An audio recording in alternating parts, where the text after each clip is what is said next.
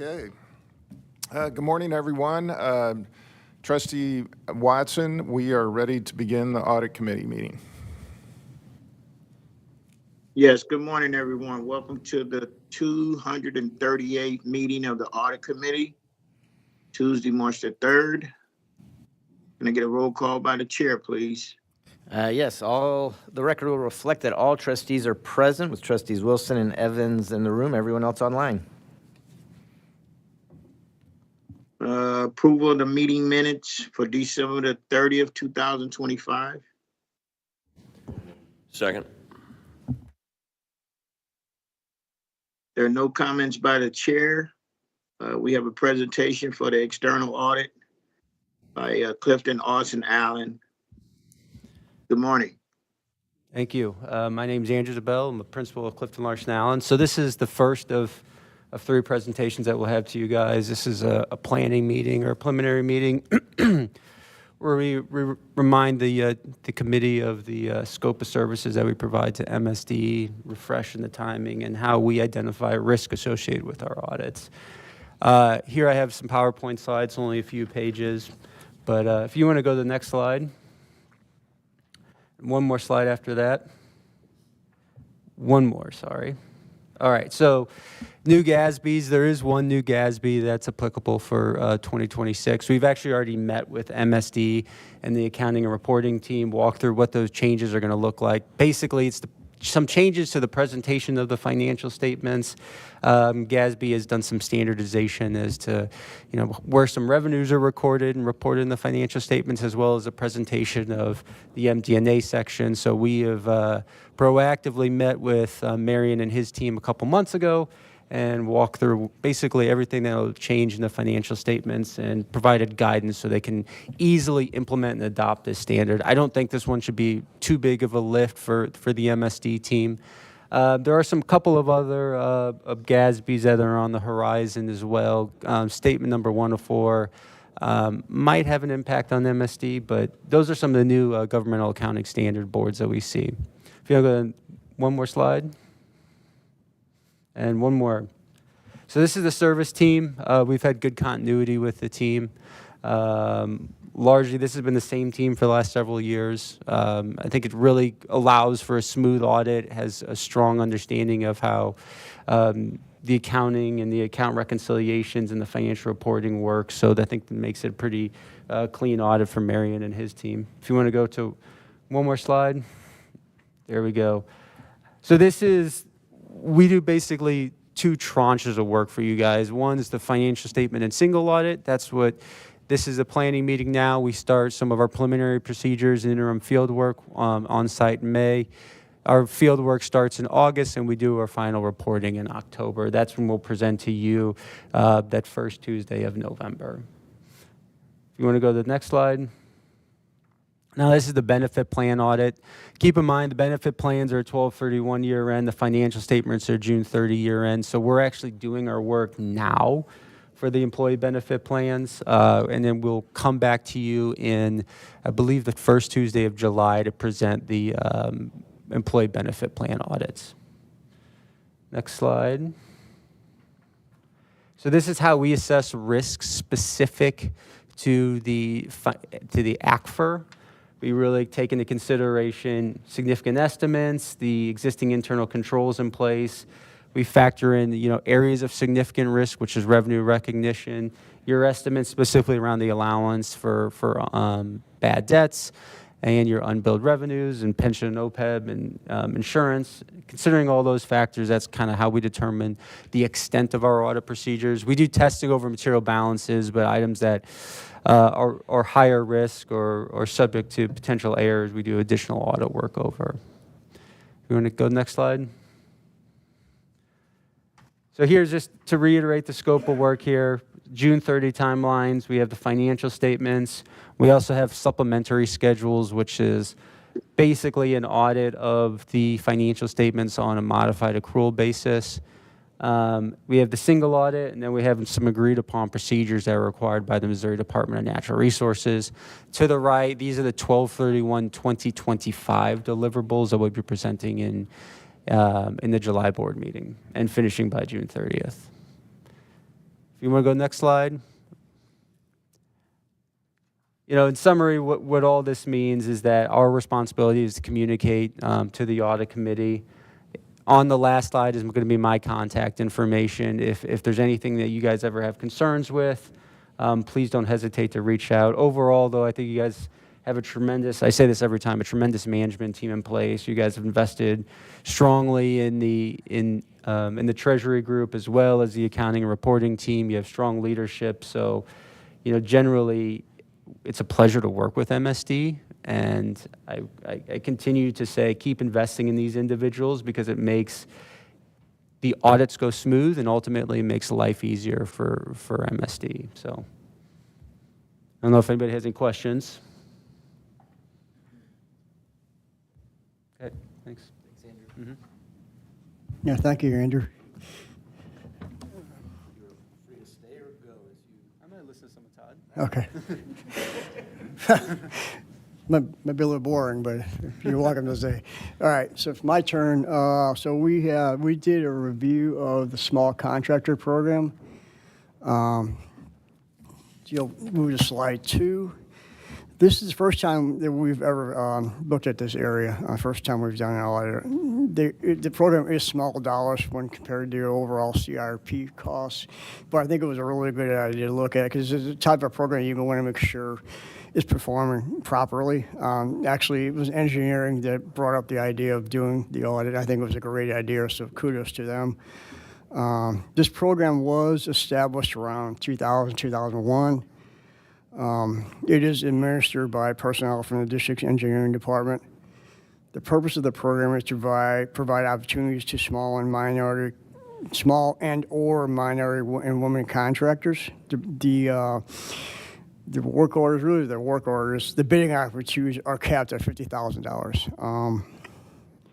The program is designed to provide these smaller contractors an opportunity to expand into the overall CRP program.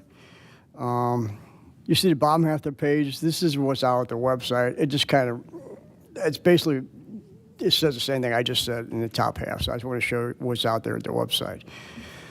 Move on to slide 3. The types of work that are performed as part of this program are listed there in the top half. Again, this also matches the website. We have septic tank bypass, structure pipe, reach replacements, point repairs, small sewer extensions, SSO removals, inlet manhole repairs, private inflow removals. Also, the sewer separation program is part of this. Sewer separation program is where we install backwater valves or a check valve. It prevents water backups. As you know, we've had an increase in this, so we had more. There's been more activity in these for these types of items to prevent water backups. Now, the engineering team that administers this program consists of an 8-member team, including the program manager and office associate who kind of handles a lot of the system stuff. Then you have a construction supervisor and 5 construction inspectors.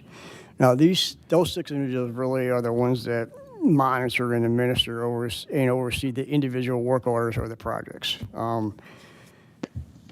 If you move on to slide, yes. So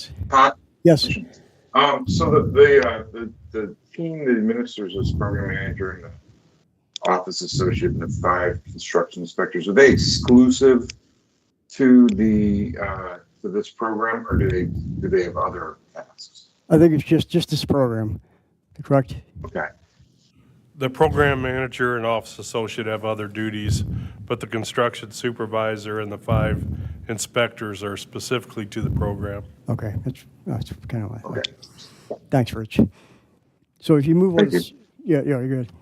If you, at slide 4, you'll see there is a map of the service area, and you'll see there it is divided into 5 different areas, thus the 5 inspectors. Each inspector is basically assigned an area.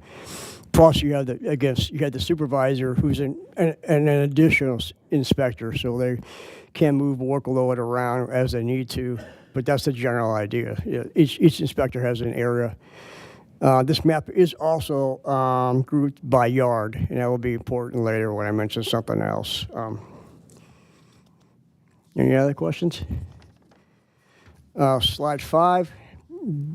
This slide shows some excerpts from a brochure for the program. On the left-hand side, you'll see how the bid selection process, how it works. Basically, they send emails to 4 firms, two MWBE, two non-MWBE firms. They basically just select the lowest bid. Now, in order to participate in the program, you have to be pre-qualified by the engineering team. So you have to be already on the list in order to even participate.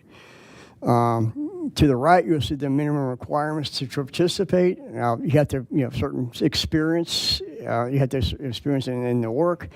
You have to be registered in the state of Missouri. You have to have a bonding capacity of less than 500,000. So we want to make sure these are small contractors.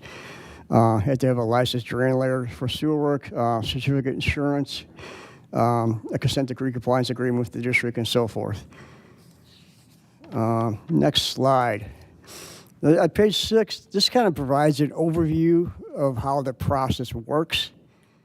I'm moving from left to right on this, and then I go to the bottom. So if you move to the far left, top left corner there. So basically, operations personnel is the personnel that identifies the work. They're out there in the field. They're doing the CMOM. They're out doing the CMOM work. CMOM stands for Capacity Management Operations and Maintenance. That's a part of the consent decree that requires inspections and cleanings and repairs and so forth. So when they're out there doing this work, they're identifying items that need to be addressed. So they'll enter a work order in Maximo. The work order appears in the dashboard of the inspector for the area. Obviously, the supervisor is overseeing this. That inspector will start the bid process, and they'll send out the email. They'll get this out to the 4 pre-qualified firms, 2 MWB, 2 non-MWB. Go down the far left corner down, the lowest bid is selected. Once that happens, then the inspector and the office associate start processing the paperwork. They develop the appropriate, the notice of award, contract documentations, purchase order. There's various affidavits they got to sign. Then the work's performed. Inspector monitors and observes. Most of these projects, or work orders really, they're 3 months or less, so they're pretty quick. Their work is finalized. There's a final inspection. Inspector signs off, approves, and submits the payment request memo. Supervisor and manager review and approve. The office associate processes the receipt and the invoice. AP actually does the payment. And then there is a certification and payment signed by the contractor. So there's a lot of separation of duties going on there, which is what we want to see. So that's a good thing. Any questions? So let's go to slide 7. So as far as the scope, this consisted of a review of the processes utilized by engineering to manage and administer this program. Scope period for testing was FY 24 and 25, so a 24-month period. It included work orders that were completed within that 24-month period. So that was our criteria, if it was completed.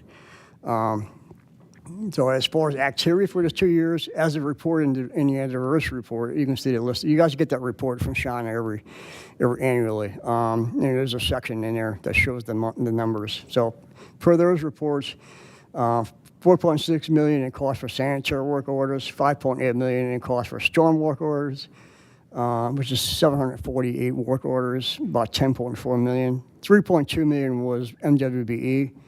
Now, in addition to those amounts in the diversity report, there are also activities for the sewer separation program, which is not included in those numbers. They're not included because they're not funded through the CRP budget. They're not part of that program. They're funded by the operations budget, and they're funded by yard. As I mentioned, that map is divided by yard, so that's how the SSP program is funded in that manner. If you move to slide 8.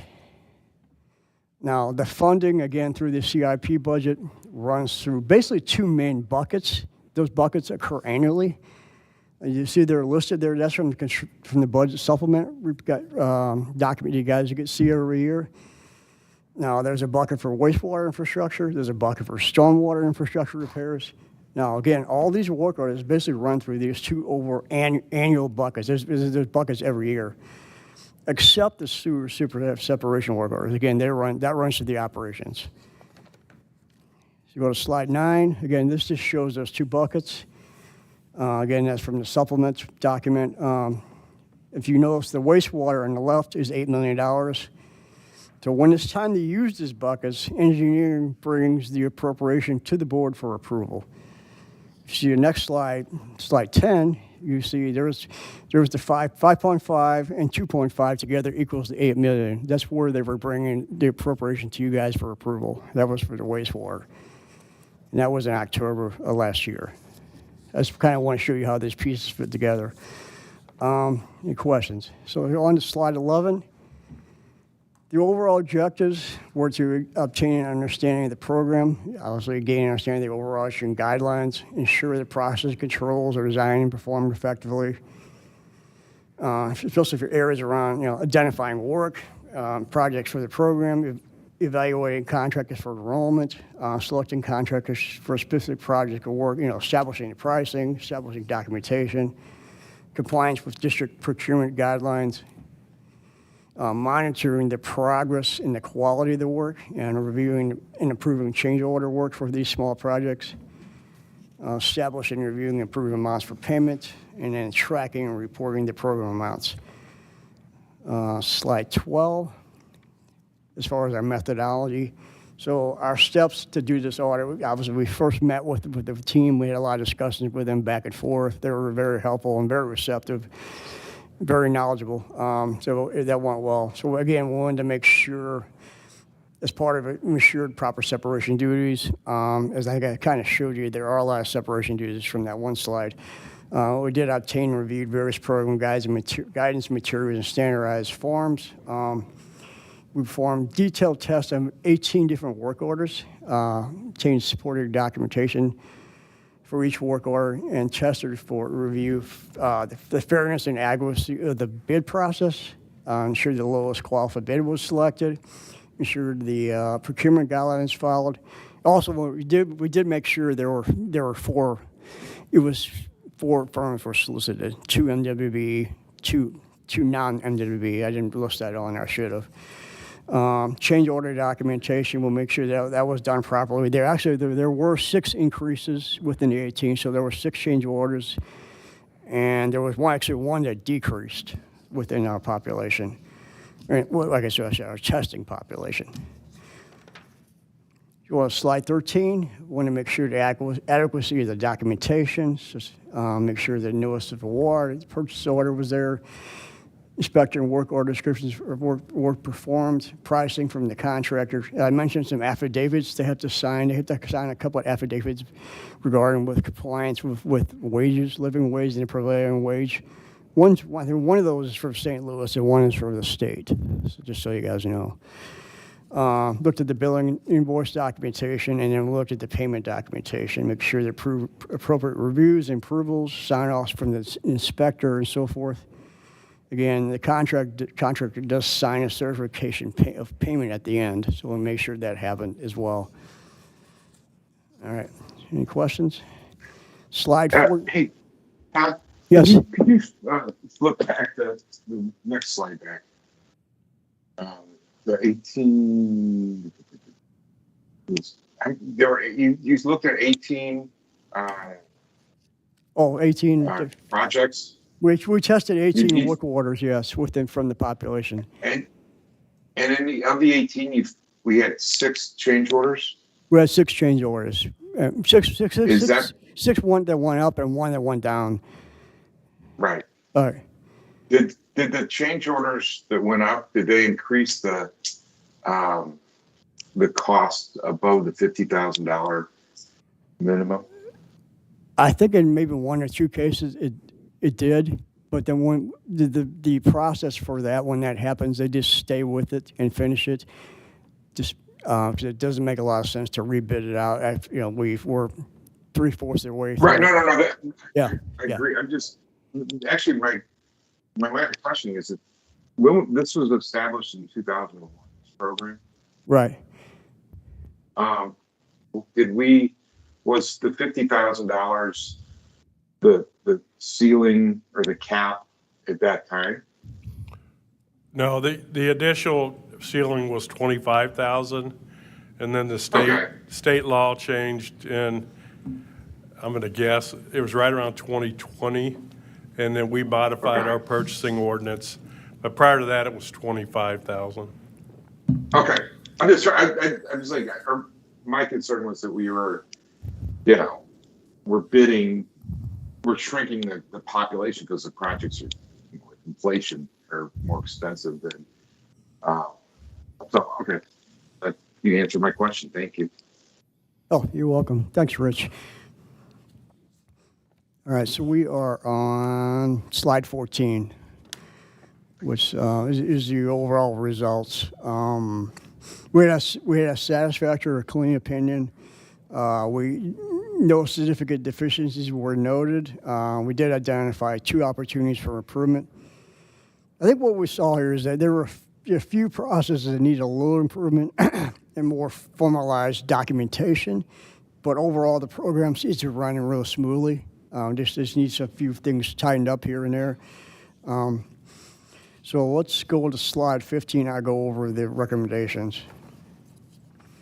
So the first one is formalization and documentation of processes. Now this one is broken down into 3 parts. The first item has to do with the initial contractor evaluation process. The program, how you qualify for the process. The process was somewhat informal in that there was no standard checklist or a list of questions that was used to document the process. The inspectors did interviews with the contractors, and there were notes and so forth, but there was no kind of standard. This is step by step what we're going to do.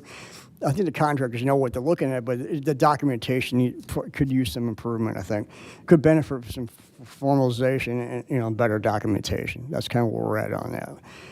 Now the second item is the tie-breaking procedure. Believe it or not, there are ties that occur in the bids. So currently they were using a flip of the coin with a witness to that. So I think we want to improve on that. And then the third item was the process of reporting program amounts to diversity for the annual report. As I mentioned, you guys see the report every year. There is a section that reports the amounts for this program.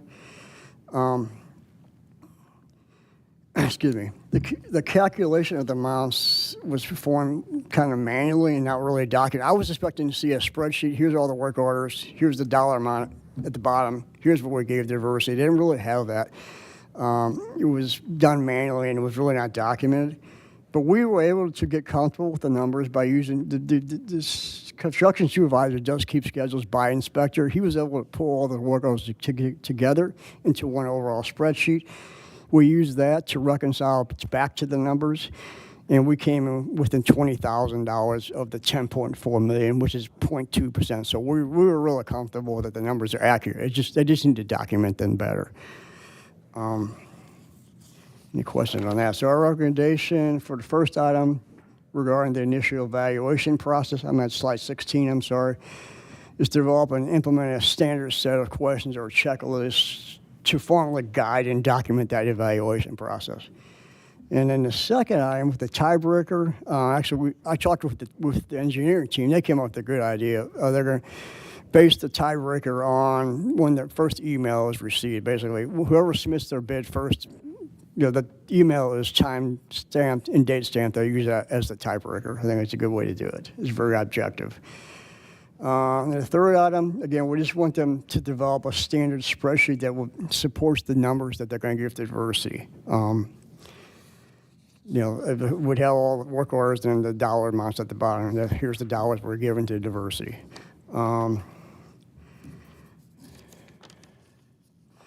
So we're on slide 17. Which is, yes, sir.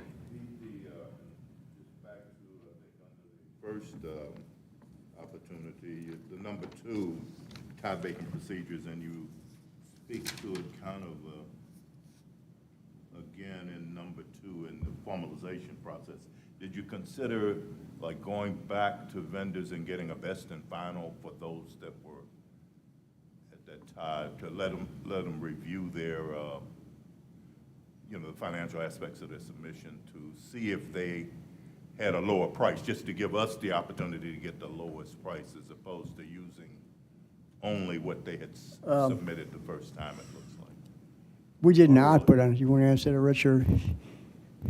Something like a best and final price. I would have to discuss with the staff to see whether that's pertinent. hadn't done it.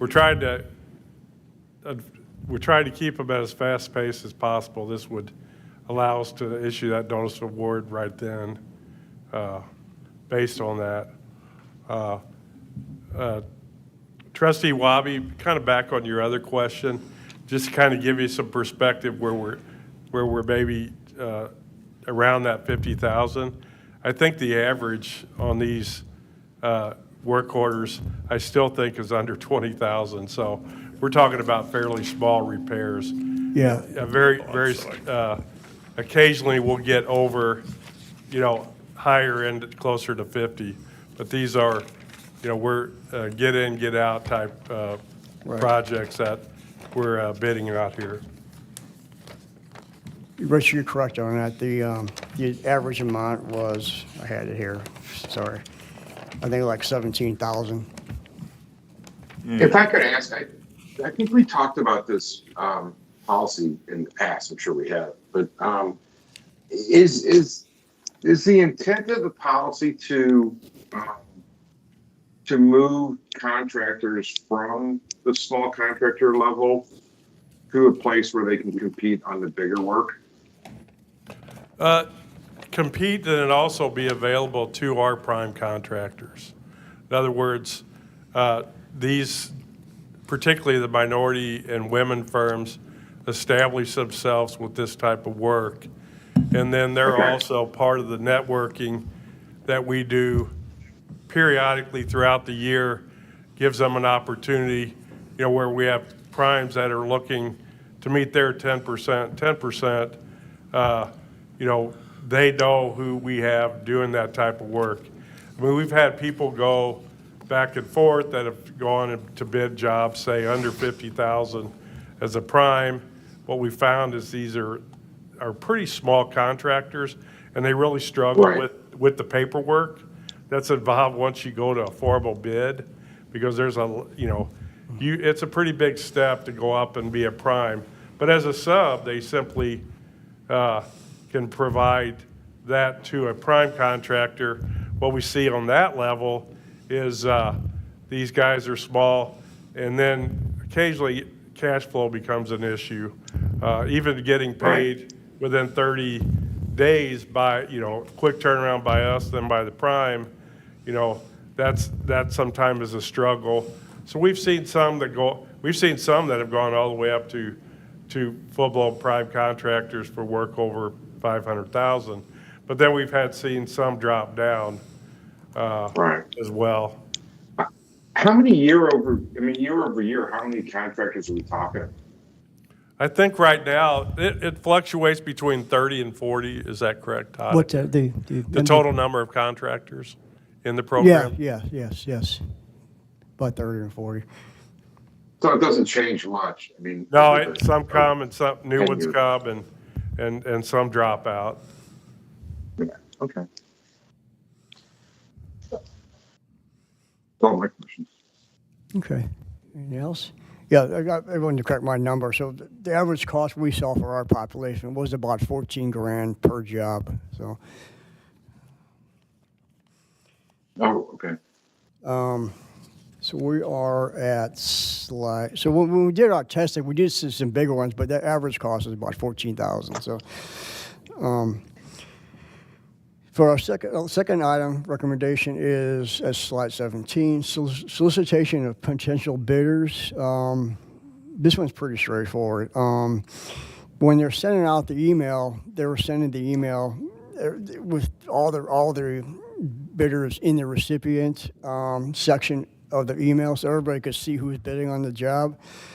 And best practice would be to send individual emails or to blind copy the email, so you want to eliminate the opportunity for them to coordinate their bids and bid collusion or any kind of rigging, anything they can come up with. You want to kind of avoid that. So we would recommend to send individual emails or send a blind copy email. So they've already taken care of that. They've addressed that. As I mentioned, the other three, the evaluation process, they're going to have that done by 4:30.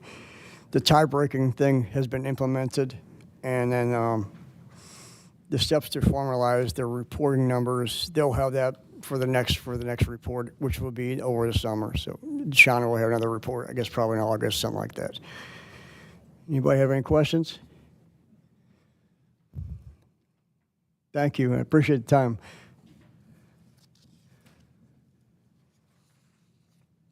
Well, thank you, Todd. Next meeting, tentative date, March 31st, 2026. Can I get a motion for adjournment? So moved.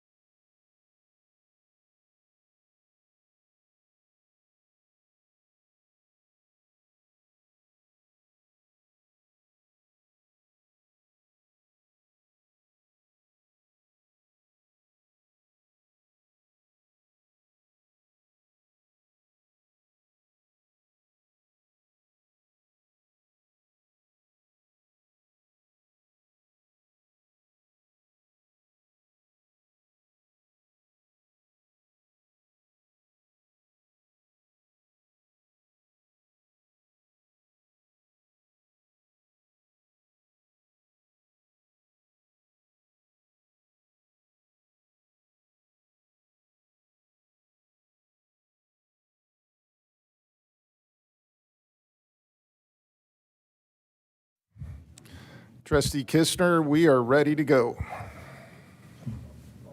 All right, thank you.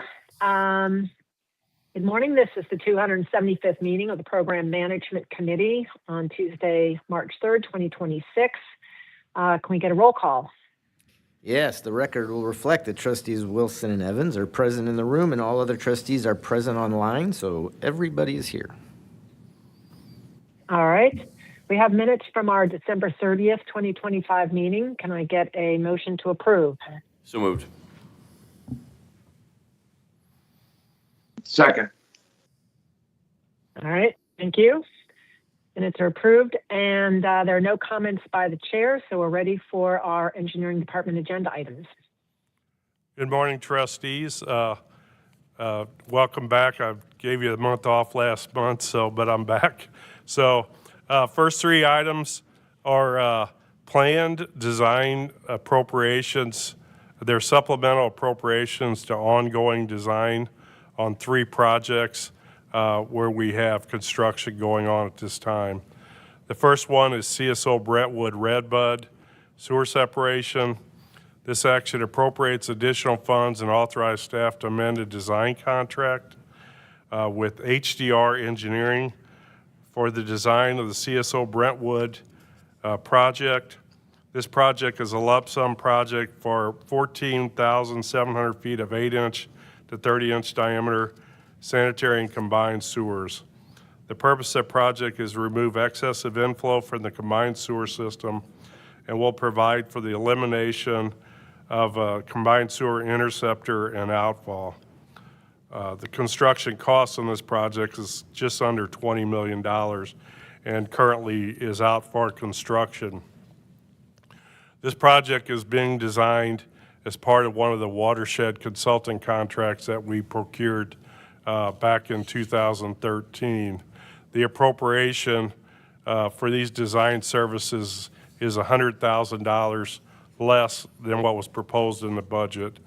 The appropriation is for $300,000. The plan is there will not be any MWB participation on this particular amendment, but the overall watershed contract, or the overall MWB participation for this particular design project is 25.81. These services will be what we call post-design services, where they're reviewing shop drawings, addressing issues when there's potential utility conflicts, and actually just addressing some things that happen in the field to assist our inspectors. Any questions? Next item is the Hymos Pump Station force main replacement. This appropriates additional funds and authorizes staff to amend a design contract with HDR for the Hymos Pump Station force main replacement project.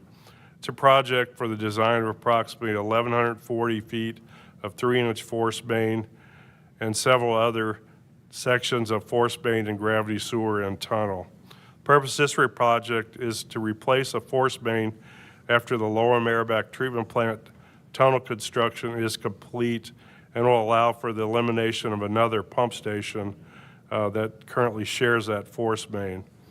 The construction cost for that this project is $871,000. The construction has not begun on this one, but is expected to begin in fiscal year 27. This project amendment is for post-design construction when that construction begins. The appropriation is $30,000. The appropriation of $70,000 is $30,000 less than what was proposed in the original budget. This particular project, Lion CSG, one of our women-owned contractors, is performing most of the work on this contract amendment, just under 73%, which for this project puts the overall goal for this project at 11%. When this contract was originally procured for HDR back in 2013, there were no goals at the time, but the overall contract was around 30% MWB participation. Next one is the Westwood Country Club sanitary relief.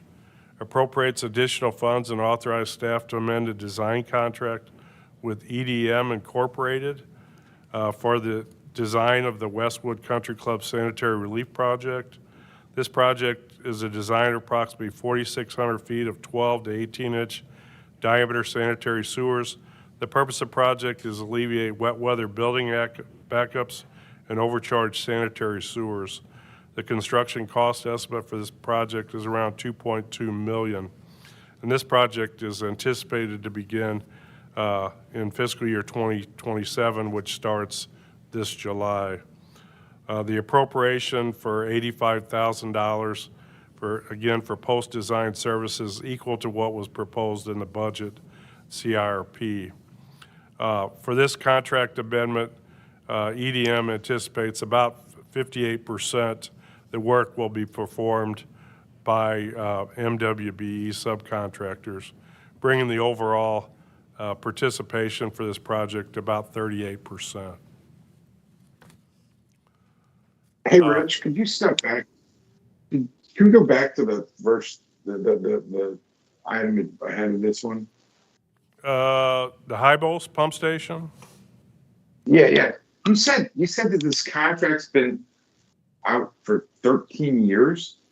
This was part of the original, we acquired 5 design contracts and 2 construction contracts when the consent decree was formed. And we provide those consultants design primarily consent decree work on the program, and then we provide that work to them. So those contracts are starting to wind down right now. Actually, 2 of the contracts are already wound down, the design contracts. The construction management contracts will be here as long as we're constructing large facilities and large tunnels. But we've begun over the last few years, as you can see from the Westwood Country Club, starting about 2-3 years ago, we started then divvying that work back out, pulling that work from the watershed consultants. It was more regarding project management, because each one of those consultants might have 20 or 30 projects, which would not have been manageable. In other words, we hired a consultant to manage a bulk of projects, is how the watershed program worked. But the 13-year, I mean, that's that is beginning to end? For the design contracts, the construction management contracts, because of the extent of those projects for tunneling and then for the large facilities, those are will still be intact. Okay. It strikes me as long. But all right. No further questions. All right, thanks. All right, the next item is an unplanned supplemental appropriation to an ongoing construction project for the Hawthorne Estate Sanitary Relief. This appropriates additional funds. The work's being performed by Understall Contracting. The work to be done consists of construction of approximately 1,800 feet of 6 to 12-inch sanitary gravity sewer. Its purpose is to reduce building backups and relieve overcharged sanitary sewers. This supplemental appropriation request was for $325,000. It's necessary to additional rock that was encountered on the job beyond the anticipated amount. That resulted in additional Class A excavation. It wasn't as much the additional Class A excavation, but in order to excavate that at the depths they were excavating, we had additional pavement. In other words, the trench was required to get much larger in order to maintain a safe trench, which increased our pavement and backfill quantities, particularly adjacent to the streets. So that's really what the additional dollars are for. So the total appropriation for this project will now be $1,425,000 and allow us to complete the project.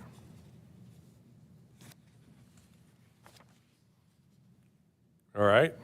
The next project is a planned supplemental appropriation to an ongoing construction job. The Mississippi Floodwall ORS Pump Station Rehabilitation Phase 4. This appropriates additional funds for a design build contract being performed by Alberici constructors. And again, this is a design build project and a planned appropriation. The work consists of the design and construction of various repair work at 4 of our wastewater treatment plants. It will include work at the Mill Creek Pump Station, the Gimlin Pump Station, and the Fillmore and Upton outfall structures. It's a replacement of gate actuators and gates at those locations. This supplemental appropriation of $3.8 billion will bring the total and final appropriation for the project to $10,800,000, which equals the original budget for the project. All right, we're going to, next few items are our bid projects that we bid over the past month. The first one is the Manners of Clarkson Pump Station site improvements. This action appropriates funds and authorizes staff to enter a construction contract. The work to be done consists of construction of approximately 141 lineal feet of storm sewers, 15 inches in diameter, and access driveway and appurtenances. The purpose of this project is to alleviate overland flooding and to improve site access to the pump station located on Wilson Creek Court in Clarkson Valley. The district received 2 bids. The low bid was from Kelp Contracting Incorporated. The bid was below our design estimate, and our appropriation of $275,000 is just slightly above the planned budget for the project. Kelp Contracting is committed to 20.39% MWBE participation on the project, which meets our 10% minority and 10% women goals. Next project is the Old Bonham Storm Sewer Project. This action appropriates funds and authorizes the district to enter into a construction contract. The work consists of construction of approximately 410 feet of storm sewer from 12 to 36 inch in diameter. The purpose of the project is to relieve a surcharging storm sewer near 8444 Old Bonham and Allenson Drive. The district received 4 bids on this project. The low bid was from Kelp Contracting. The bid is below our design estimate, and our appropriation of $750,000 is also below the original budget for the project. I do want to note that this is a project that was originally planned in fiscal year 27. In our capital improvement program, we list additional projects that are planned for a future fiscal year, and that if we get all the easements and get it designed and the project is ready to go, we will bid it in the current fiscal year, and that's only if funding is available. In this particular case, the funding for this project in the Black Creek at Deer Creek, there are funding balances. So we're moving what we call it, they're called contingency projects, so we're moving that project up on this list. And then finally, Kelp committed to just over 20% minority and women participation to meet our goals for the project. The next item is the Parkway Drive Storm Sewer Project. This action appropriates funds and authorizes staff to enter a construction contract. The work consists of the construction of 77 feet of pipe, 12 inches diameter. The purpose of this project is to alleviate yard flooding and erosion. The district received 2 bids on this project. The low bid was from Gershenson Construction. The bid was above our design estimate, and our appropriation with utility relocation and contingencies is $200,000, so it is above our original budget. Gershenson Construction is committed to right at 20% MWB participation to meet our 10% minority and 10% women goals. Next project is the Ulena Avenue Storm Sewer. This action appropriates funds and authorizes staff to enter a construction contract. The work to be done consists of the construction of approximately 142 feet of storm sewers, 18-inch in diameter. The purpose of this project is to alleviate structure and large flooding at 5042 Ulena in the city of St. Louis. The district received 5 bids for this project. The low bid was from Kelp Contracting. The bid was below our design estimate, and our appropriation of $200,000 is above the original budget for the project. I do want to indicate that this particular project in fiscal year 26 is our first project that we have designed ready for construction from the new Stormwater Capital Fund. So I think Public Affairs has some things in mind to kind of publicize that. Of course, we've appropriated quite a few dollars this fiscal year for design work, and we currently have like 30 to 40 projects currently under design, but this will be our first construction project from the new fund. Next item is the Stormwater Infrastructure Repair Rehabilitation Project. This action appropriates funds and authorizes staff to enter a construction contract. The work to be done consists of rehabilitation of 17,000 feet of storm sewers varying in size, 8 to 72-inch in diameter, using cured-in-place pipe. The purpose of this project is to rehabilitate older, damaged, and deteriorated storm sewers throughout the district boundaries. The district received 2 bids for this work. The low bid was from In Situ Form Technologies. The bid was above our design estimate, and our appropriation of $5 million is equal to what we had in the budget. In Situ Form Technologies is committed to just over 20% minority and women, 10% each to meet the goals for the project. Any questions Can you on say something a little bit more? Sure. Yes. The design estimate was substantially below the low bid, by almost $2 million. Yeah, we did look. That's a pretty big miss. Yeah, we did look at the bids individually. If you'll see down there in the sizing of the pipes, the 8-inch to 72-inch diameter rehabilitation, We do not do an extensive lot of 72-inch diameter rehabilitation. So the numbers that we have in our estimating tool, which are based on previous bids, which we don't do a lot of,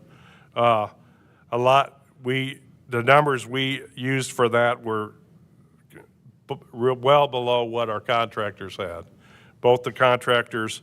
And those are things that we're going to have to take into consideration when you're CIPP lighting a large diameter sewer. Basically, where you do the lighting, you have to completely remove the structure and open an excavation, and depending on how deep it is, those are the things that that my staff did not take into consideration. So we did analyze it, and based on the other unit pricing, we felt like it was appropriate to move forward. And are there steps to be taken to sort of ensure that kind of miss doesn't happen going forward? Yeah, what we're going to do is take a look at those unit prices, to determine if by linear feet, if that's the appropriate way to bid, or whether we have an additional bid item that would cover those, where we would actually estimate it a little differently based on the lighter. We haven't been doing, we've only been doing storm rehab. For a few years, most of our rehabilitation's been on the sanitary. A lot of them weren't that large. So those are the types of things that we're planning to look at. Okay, thank you. Thank you. It was a good question. All right, the final three items are requests by staff to proceed to condemnation efforts in order to acquire easements for projects that we have coming up in the district. And actually, one of them is actually an ongoing project that's under construction right now, where we still needed one last easement in the upper portion of the project. First one is the CSO Brentwood and Redbud elimination sewer separation. This ordinance authorized staff to proceed with further condemnation effort, including the filing of all necessary court pleading documents leading to the acquisition of the permanent easement or temporary construction easements on one parcel of ground in the cities of Clayton and Richmond Heights. The easement, temporary construction easements are needed to construct a project of approximately 9,200 lineal feet of 8 to 30-inch diameter sewers, approximately 4,200 feet of 12 to 21-inch diameter storm sewers. The purpose of the project is to remove excessive inflow from the combined sewer system and the removal of 2 interceptors and 2 outfalls as part of the project. This particular project initially required 56 easements to be acquired. 55 of these have been acquired, leaving this single for condemnation. Again, we continue to work with the property owner to meet his requirements, and you'll see when we go to the exhibit, there's parking involved, which is always can be an issue. This is parcel 38. If you look, obviously along the alley, there's parking for the building. So again, a lot of times that's a hang-up. The owner is represented by counsel. We had previously come to the board seeking condemnation on this particular property, but we've made some modifications since that time, and we're requiring a little more room from the property owner, and just haven't been able to come to a final agreement for the parcel.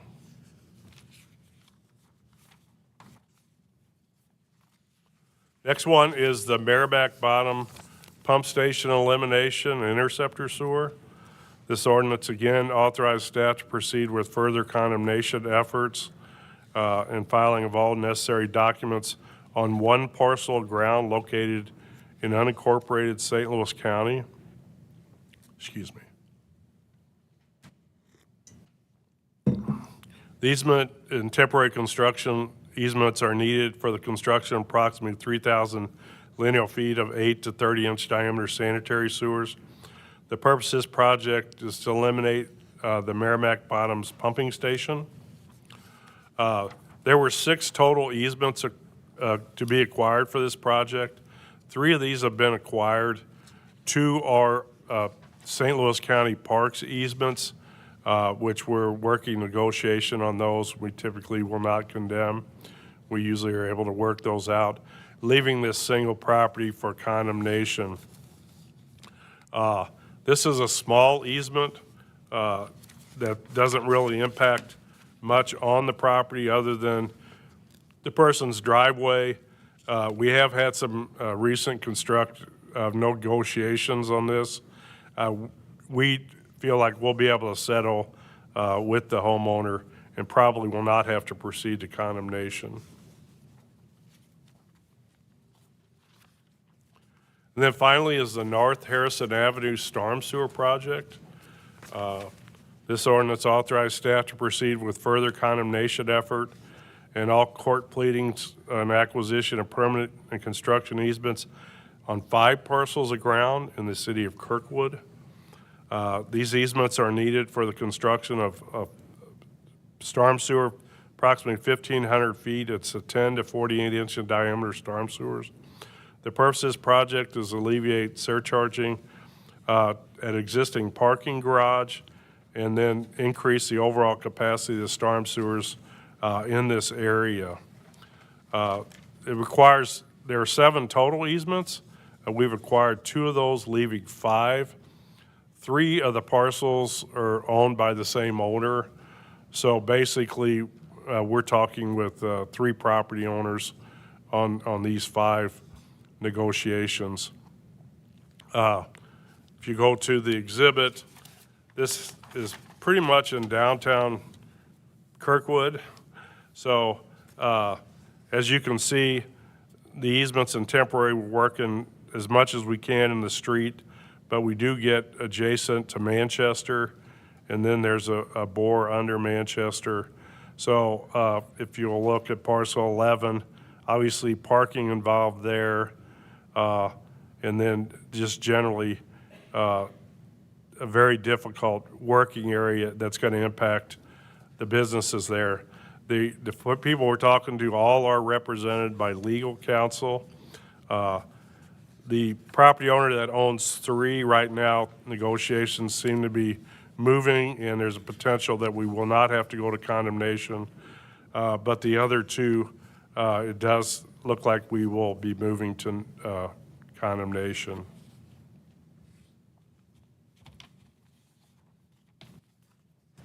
Rich, we've with the stormwater, new monies, a lot more work. You think we're gonna see more condemnation or even just land acquisition or easement acquisition? Well, obviously, the number of projects is going to increase because they're not the large dollar value that we have on the sanitary program. Right. Historically, storm sewer projects, we've been able to work things out because in a lot of cases they're benefiting property owners. So yeah, they're the people are like, hey, there's one. Yeah, hey, we're taking care of your storm project. But what we're finding is that there are projects, in this particular case, where we have properties that aren't all benefiting, that they're not being flooded, and so there's some resistance there.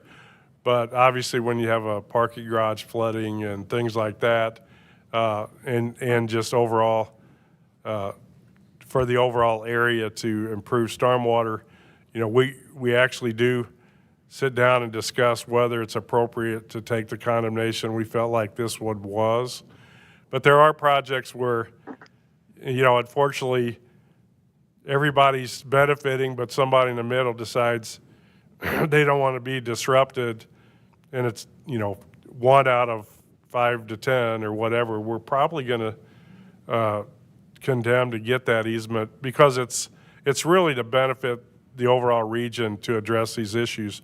Because from our standpoint, if I drop that job, that problem doesn't go away. It's still going to be there. So, Right, right. I was thinking, is there anything that we can do to be, more anticipatory, or can we talk about these projects We- beforehand, or yeah, we have a lot. I don't know. mean, on the storm jobs, just because of the size, you've got a touch point with almost all those residents because you're in their backyards surveying, and Right. they know what's coming. In a lot of cases, they're the ones that initiated it. But then you get properties change hands and somebody's doesn't feel like they're going to be impacted more than they're benefiting. Right. Then the municipalities, this is a situation where the municipalities do help us. They're aware of, flooding in the area, and particularly if you have a business that's flooding, it's in their best interest. They want to keep that business there and just improve the drainage area for the area. Right.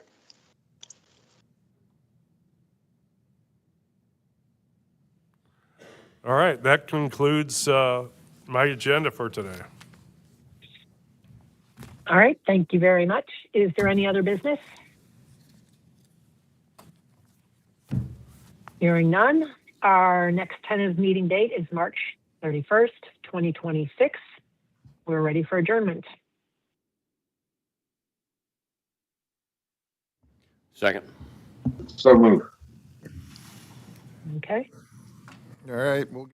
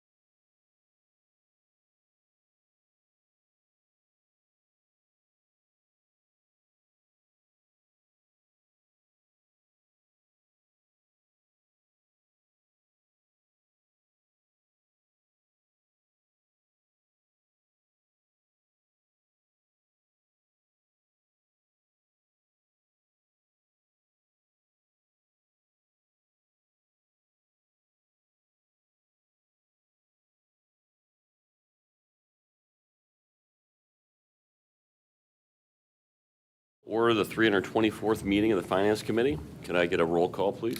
Yep, again, will record reflect all trustees are present, trustees Evans and Wilson in the room, and everyone else online. And a motion to approve the minutes of the February 3rd meeting. So moved. We get all right, thank you. Next item is the preliminary fiscal year 2027 budget review. Good morning, trustees. I'm going to give you a brief overview of our preliminary budget for FY27. You will receive a more detailed presentation at the next Finance Committee meeting. We're still in the process of updating numbers. So again, these are preliminary numbers that you'll see today. You will receive the preliminary budget during your meeting on March the 12th. You'll get a budget supplement, which is our capital program, and you'll also get another document, which is our budget document, which shows revenues and expenditures in that particular document. Okay, so the slide that's being shown now depicts that the district is proposing a balanced budget as required by our charter. You'll see that there's $898 million worth of revenues and $898 million worth of expenses. And you see the makeup of those items listed there in the slide. Next slide, please. So our general fund budget, I'm just going to give you some quick key points of what you'll see in the budget document. So our general fund budget will, at this time, consist of $1.7 million in incremental budgets that are tied to items in our strategic business plan. There's a 3% or $4.8 million increase in personnel services. That excludes any personnel-related costs related to the incremental budgets. There's a 6% or $4.3 million increase in contractual services. Those are primarily related to professional services for IT activities and rate commission work. Overall, the general fund budget is at this time projected to increase by 6% or $16 million from the FY26 budget. That amount does include the incremental items that I mentioned earlier. Our capital budget at this point is approximately $455 million. That includes approximately $388 million that relates to our wastewater capital program, $42 million which pertains to our stormwater capital work, and there's a $25 million item which relates to our customer information system upgrade, which is funded from our general fund. The budget also assumes $167 million of additional bond proceeds. Approximately $67 million of that will be issued through the state revolving fund. The remaining balance will be revenue bonds. Okay, next slide, please. In terms of the impact on customer rates, the typical customer that uses 5 CCFs of water, their wastewater bill will increase to approximately $70.60. That's a 7.5% increase above the FY26 levels. This particular budget is the third of the 4-year increases that have been previously approved. We will start our rate commission process here this year. That will be completed next year. We'll give the rate change proposal to the rate commission next March. And at this point, our timeline is that hopefully you will see the rate commission recommendations for the next rate cycle in August or September of 2027. Next slide, please. So this chart depicts the district expenses. Again, those are projected to be approximately $898 million. As usual, the largest portion of our expenses relate to our capital program. It's $455 million, or about 51% of our total district budget relates to our capital program. As I mentioned earlier, the expected wastewater expenditures are about $388 million. Stormwater expenditures comprise the remaining $42 million, and we have that general fund amount which relates to the CIS upgrade of $25 million. The next largest item in our expenditure budget is our operating budget. It's approximately $290 million, or 32% of the total, and our debt service budget is projected at $153 million, or 17% of the total. So I'd like to just take a minute here to talk to you about the next steps in the budget process. As I mentioned earlier, at the next Finance Committee meeting, we will come back to you with a more detailed presentation of the items that will be in the preliminary budget that you'll receive.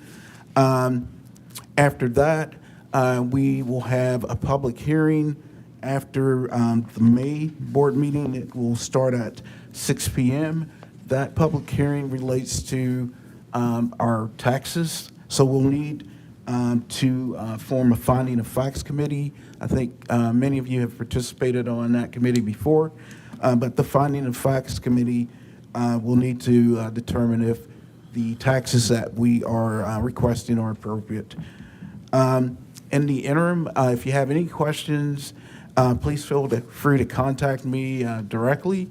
Again, you should receive those budget documents at the upcoming board meeting next week. Are there any questions that I can answer at this point? Okay. Hearing none, thank you for your time. All right, the next handful of items are mine, so I'll move right into them. The first one is a resolution to approve the third of a possible 5 one-year contract extensions with U.S. Bank for general banking services, their depository and safekeeping services. U.S. Bank has been our main deposit bank for several years. They've done a good job. We have pricing locked in with them, so we have not seen increases there. There's no budget amount on here, so we do incur probably $5,000 to $6,000 per month of charges. However, by keeping in between $1.5 and $2 million of cash in the bank, we earn what's called earnings credit. So ECR, you see ECR referenced in kind of the middle right side of this paper. That offsets the bank fee, so we don't actually pay a bill, so there's not actually a budget impact to this. But that rate does change when the overnight rate changes. So if rates go up, we can keep less cash in the bank. If they go down, we would need to keep more to offset that. But they've been a good partner. I am asking for the approval of the resolution for the next renewal term at the board meeting. Any questions about banking? All right, next I'm going to move to debt policy. There'll also be a resolution next week for an update to the debt policy. Original debt policy was created in 2004, back when we started issuing district-wide debt. We do review this policy regularly, although there aren't usually a lot of updates. But we are coming to you for an update. And Stephanie, can you go to just the next page? I'll just go through a little summary. For some updates this time to address an audit finding from internal audit in the middle of last year. So the policy statement already had a general statement that says waiver or modification is implied by the approval of an ordinance authorizing the issuance of bonds passed by the trustees. However, the audit finding noted particularly that while the debt policy limited bonds to 30 years, we did have a couple of bonds that went outside of the 30 years. So we're just updating language to make it clear that we can only exceed 30 years when it's approved by board ordinance, and then we added also that when financial and economic benefits are adequately explained and documented. So that will be then incumbent on staff to make sure that when we bring a bond issuance that is greater than 30 years, that we are making sure it's justified. Our goal isn't to just, issue, keep going longer and longer. It's just when we have big projects or when we have special kind of financing that allows us to take advantage of, either some special rates or some special flexibility in the borrowing is when we've gone over the 30 years. So that just will document then what the requirements are for going over 30 years. And then also there were some outdated fund names in the debt policy statement, so we just changed that section to reflect the current names and uses of certain funds. So. Any questions about the debt policy? All right, next I'll talk about an ordinance for banking procedures that include, this is probably a 25-page document, so I'm just going to go over the summary. If you can go to the next page. I did send you the entire document last week, but again, most of these changes are relatively minor. We again review we review the investment policy regularly, not always this ordinance. So I'm going to start, but this review was prompted also by an audit finding last year in the Treasury audit. So that's one of the items I'll talk about. But first, I want to talk about banking procedure ordinance. So we have an ordinance that talks a little bit about, hits some of the Treasury things, talks about investment policy as an exhibit, also has some additional exhibits that have come before you from time to time for modification, like a list of approved banks, security dealers, collateral I think we probably haven't looked at for a while, approved commercial paper dealers. But the body of this banking procedures ordinance just goes through some steps to make sure that there's some rules around what we're doing with banking. The changes here, I did, in Section 2E of that ordinance, it references something called Exhibit C, which is form of a banking contract. That was a few-page document that I want to eliminate from this ordinance because it is redundant or kind of obsolete or unnecessary information.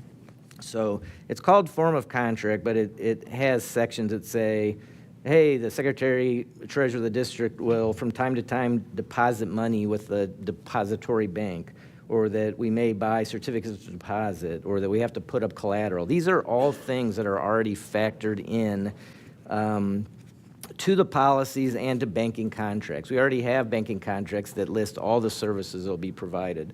They already have a price for all those services. Those are negotiated.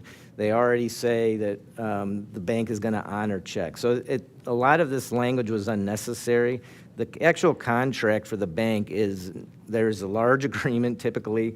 It's also the RFP that we send out and the RFP response from the bank. So I didn't think that this section was adding anything. What I did keep, what I wanted to replace was some language that's already in our investment policy, and it's also in the state's model investment policy. And it says that we will have a depository contract and pledge agreement with each bank that will comply with the Financial Institutions Reform, Recovery, and Enforcement Act. This ensures that the district's security interest and collateral pledged to secure deposits is enforceable against the receiver of a failed financial institution. That, I think, was the most important part to keep. Again, it is also in the investment policy, but I wanted to keep that documented in the ordinance. The next change is in Section 6 of the Banking Procedures Ordinance, and this is to address the audit finding from last year. So typically when we do a wire transfer, electronic transfer, any kind of approval of a transaction over $50,000 also, it requires 2 approvals by authorized representatives of the district. That's typically me and the assistant treasurer, general counsel is a backup, and attorney 3 is also a backup. The practice has been when we do wire transfers, if they are what's repetitive wire transfers, so these are transfers that we do regularly, typically they're funding benefits, like funding Vanguard for the 401A or the 457 deposits, or they're funding healthcare claims, or they're funding water backup claims. These are the ones we're doing, every other week, a couple times a month. So we create a template in the banking system that locks down the wire instructions. That way, we don't have to keep re-entering them every time we do the wire. There's less risk of an error, and nobody can change the wire instructions either. That's why we use the template. Historically, it's always taken 2 people to get a template created, one to approve, or one to enter, one to approve.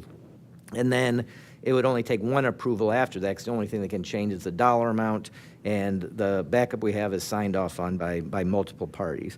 The audit called out that, hey, we really weren't getting this approved, this transfer is approved by 2 representatives.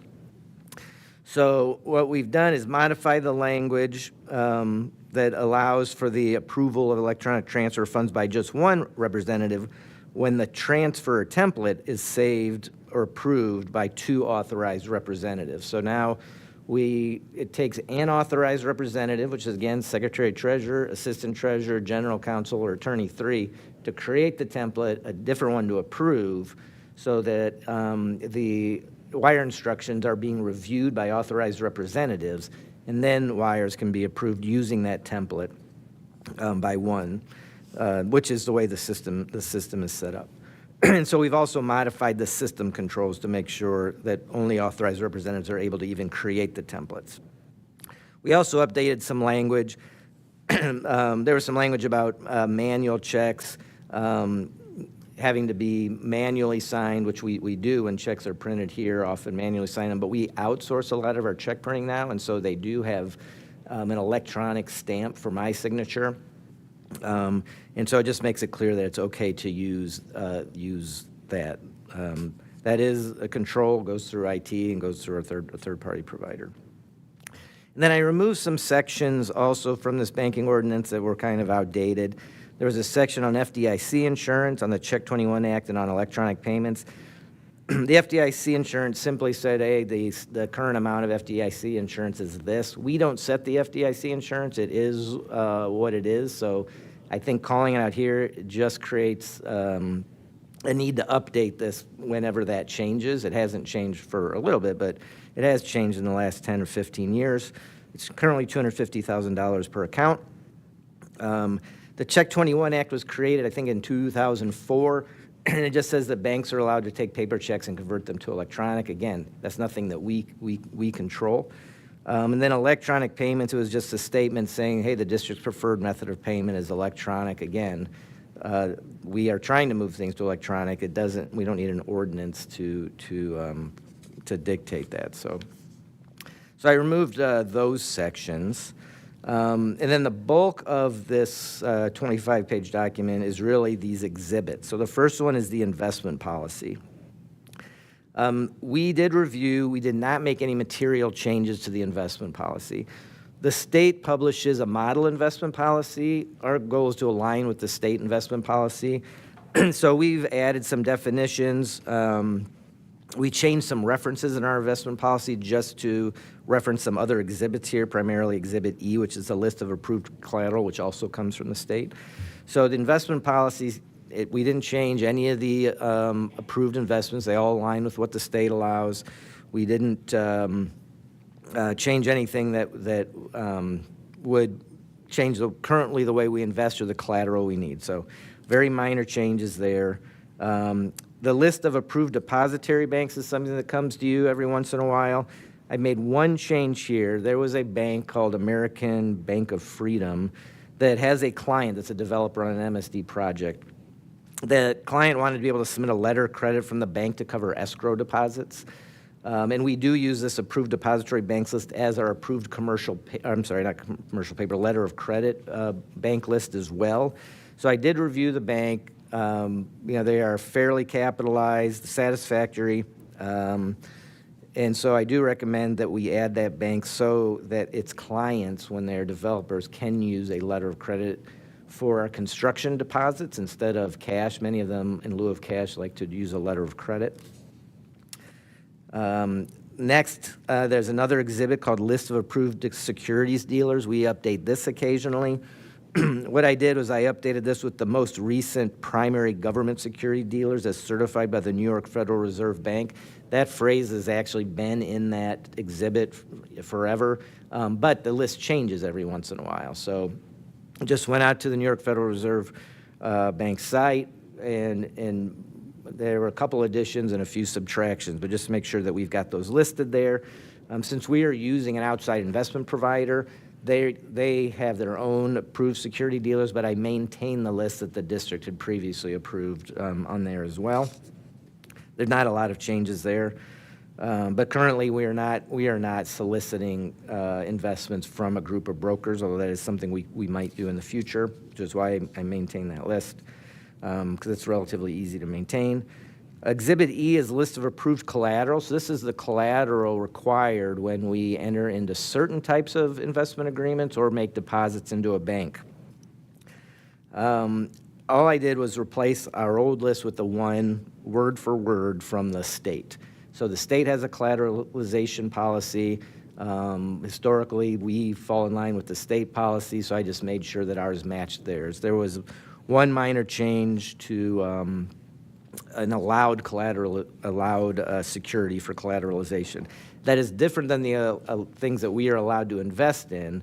For example, we can't invest in municipal bonds ourselves. However, depository banks can provide municipal bonds as a means of collateralization. Typically, the banks give us a federal home loan bank letter of credit. So that's what we currently have as collateral for our deposits with U.S. Bank. And then finally, Exhibit F is approved commercial paper list. I deleted the previous list. This is, per terms of the investment policy, what I did was I maintained the exhibit, exhibit number, but it just references that our external investment manager may use their own approved list as long as it complies with the terms of our policy. It is not a list that my staff can maintain. There's changes all the time to the size of programs or the ratings. So we allow the investment manager to maintain their own list as long as it meets our requirements, which have to deal with program size, with ratings, that sort of thing. So that has already been approved previously, that the external investment manager can use their own list. So just referencing that. If we brought it in-house, we would create our own list. However, what we usually do is use an outside firm to do the monitoring for us and create the list for us. So those are the changes to the banking ordinance. Again, mainly just some cleanup, just to make sure we're aligned with the state policies and to address the audit item. Any questions on banking procedures? All right, and then one more, that's our monthly portfolio update. A few things I want to go over here because we are seeing some changes in the market that I just want to address real quickly. So I'm going to start in the upper left. Total par amount is almost $699 million. That's a big jump from last month, almost $28 million. It is not unusual to see jumps this time of the year. At the beginning of the year, we're at the tail end at collecting all of the taxes that come in.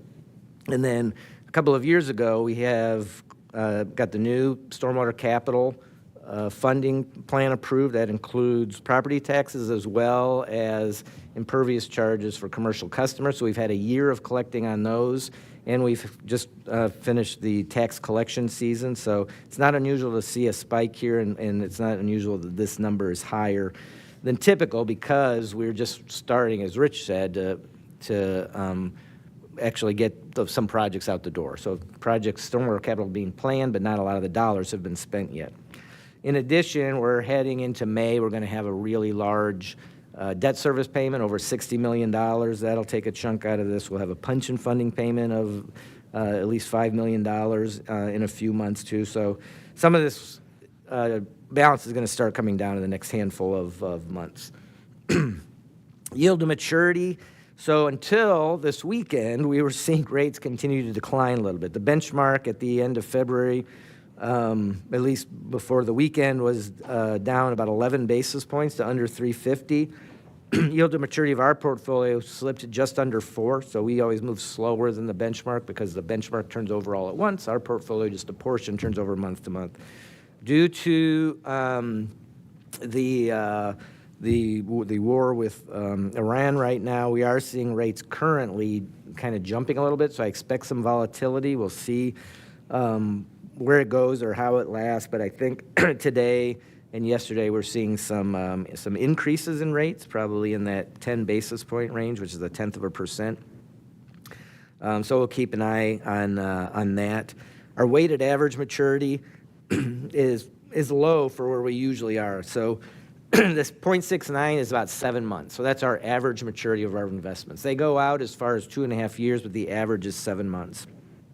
And we'll see that when we look at the maturity distribution. The main reason is we've got a lot of capital payments coming up, debt service payments coming up, and the fluidized bed incinerator project, our largest project, we're getting into the period now where we're expecting $30, $40, $50 million per month invoices. They've been running a little bit behind spend projections so far, but we expect they will catch up. So we just want to make sure we've got the cash and investments prepared to handle those. Once we get a couple months into that, we'll be getting reimbursements from the SRF fund, and that'll kind of keep those programs going. But at the beginning, as those payments start to spike, we want to be prepared for a potential lull in receiving funds from the state. They've been doing a great job of getting us reimbursed timely, but it's just something we want to be prepared for. So that's another reason why we've got a lot of cash in the shorter term. I do want to start putting money out a little bit longer term to match debt service payments in. Right now, I think we go into 28. So fill those out and even go into 29 when we can. The benchmark is usually right around. Sorry, go ahead. Yeah. So we float the front end. We float the construction costs. We do. So we do the front end, and then it's a reimbursement program. So what we do is monthly, we submit the invoices that have been paid to the state with a certification, and then it takes them, lately it's only been a handful of weeks, maybe up to a month to then reimburse. For reimbursement. Mm-hmm. Okay. Are we concerned that they might draw that schedule out? I'm sorry, can you repeat that? Is there any concern that, in light of the state's fiscal situation this year, that they might slow those payments down? We've had a conversation with them recently, my staff and I think accounting did. They've committed to reimbursing from the large project monthly. So we've seen ranges in the past. Sometimes it might take longer, and they used to occasionally disregard charges. We haven't had those kind of issues lately, but they've been pretty good at getting us reimbursements monthly.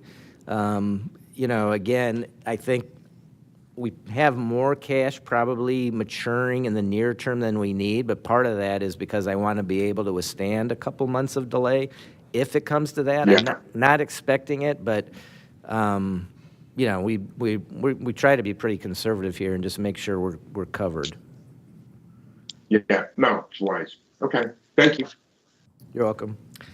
Sector allocation, very small changes, less than 0.5% swings on all of these, so we're roughly where we were last month, mostly in Treasury bonds and notes. Almost 80% of the portfolio is there, so we're in line with our investment policy and compliance. For the fund summary at the bottom, the bulk of the new dollars is in MSD operations. I've mentioned this before. These are real high-level categories, so I wanted to start giving you an idea of kind of where this money is. I can't do that on a real-time basis, but what I can do is show you at the end of the previous month how these dollars were distributed. So when I say MSD operations and you see $680 million, that doesn't really tell you a lot, but we've got some kind of buckets, I think, of funds that we report on internally that I can share. So general fund is really the money that's not part of any of the other funds. That's about 10% of, as of the end of January, 10% of all of these investment in cash was in the general fund. Our permanent funds are usually emergency funds or backup funds like wastewater backup. That's only 4%. That's generally a smaller amount, but that's money we keep on reserve for when we have water backups or some kind of emergency program needs. Our special revenue funds at 21%, bulk of that is stormwater spending. So I think the Stormwater Capital Fund is in there. The old OMCI funds are in there. So those are stormwater receipts. That number is going to be higher as a percentage than it has been historically because of the new stormwater capital charges. Our capital projects, and this is more the wastewater funding, that is where the bulk of the funds are. 55% right now is that fund. But we've got, I think Marion said, close to $390 million wastewater capital for next year. It's over $400 million of appropriations for this year, so that is a very large program. And then our debts, then about 10% of these funds are in debt service funds. It is normal so our biggest debt payment is always in May. We have another big one in November, and then some smaller ones, although they're growing, for SRF, since we're using a lot more SRF than we used to, that are spread out a little bit more throughout the year, but it's normal to see this debt service percentage grow. We'll see it decline quickly once we hit May 1st, and we pay at about $60+ million, $65 million roughly, in May to debt service. But I'm going to keep this on here, just keep it updated. That way it gives you a little bit better idea, a little more visibility into what these investments are allocated for. Hopefully you think that's useful. And then maturity distribution, I already touched on this a little bit. You can see now we're at over 70% of our investments mature within the next year, about 20% in 1 to 2 years, and less than 10% in 2 to 3 years. We're never going to get that as balanced as, say, the index is. We'll always have more in the 0 to 1 years just because of the capital projects and near-term needs. But I think historically we've been in more in that 50 to 60% range. So I think once we get through the bulk of the FBI project spending, that'll probably come down a little bit, and we'll see this a little more balanced anyway.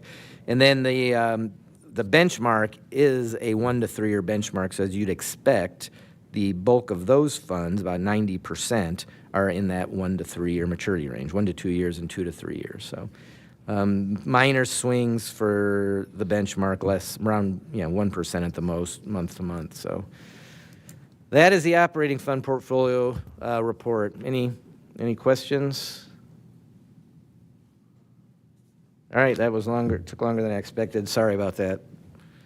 Okay, the next meeting is tentatively scheduled for March 31st, 2026. Can I get a motion to adjourn? So moved. Second. Thank you.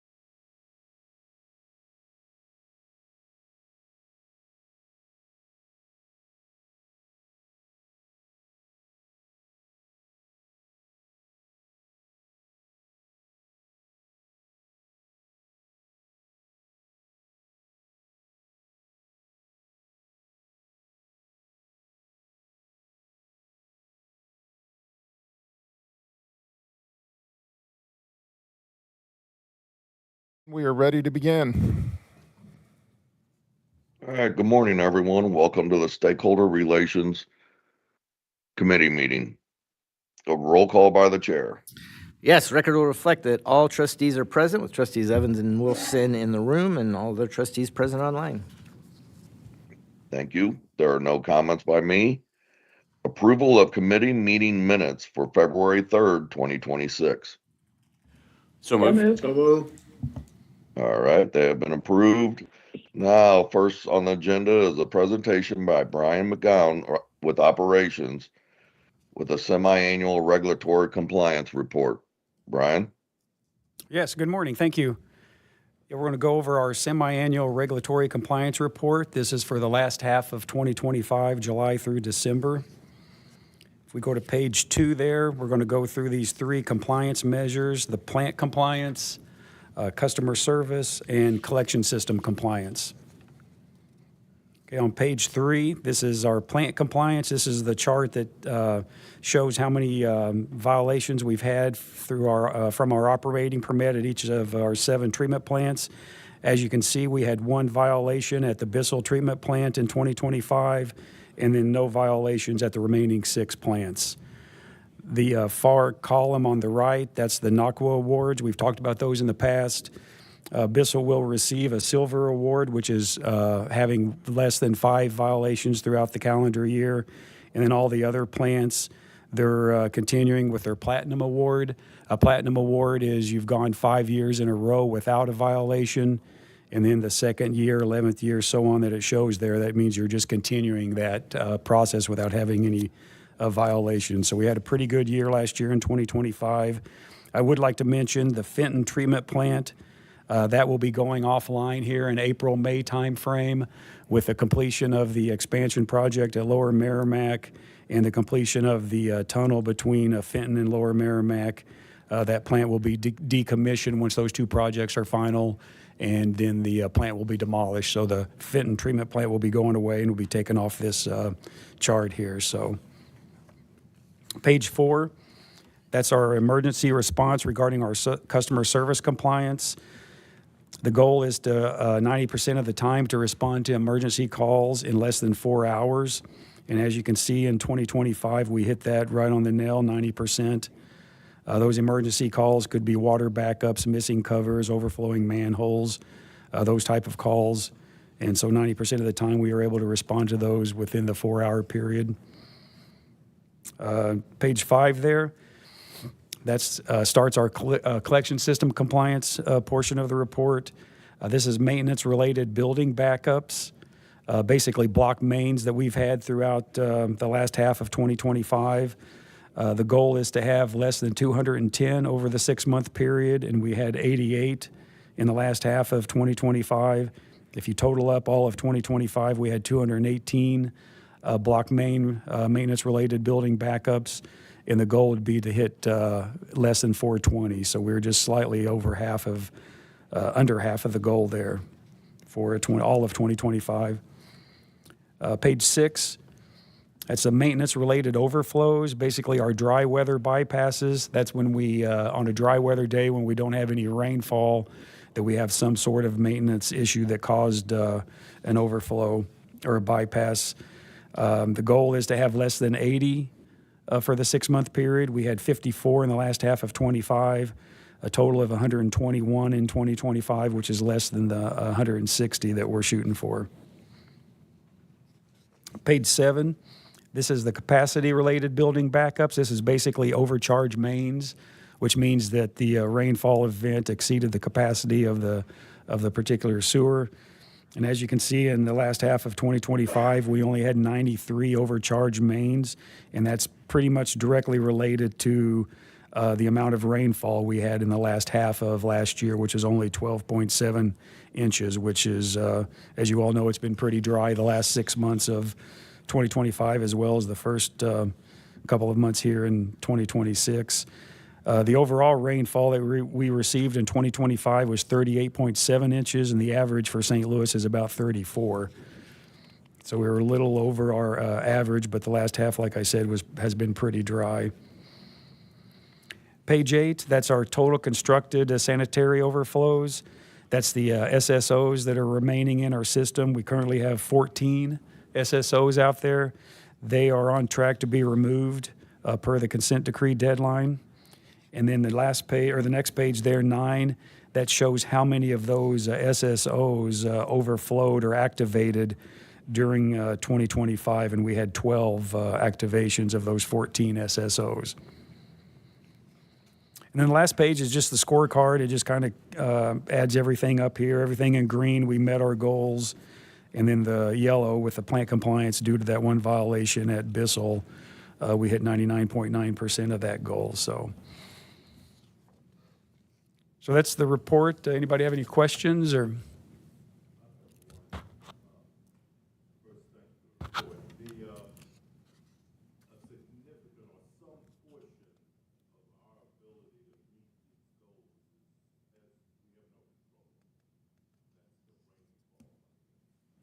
My question would be, is there any way to equate the accomplishment toward direct actions of ours?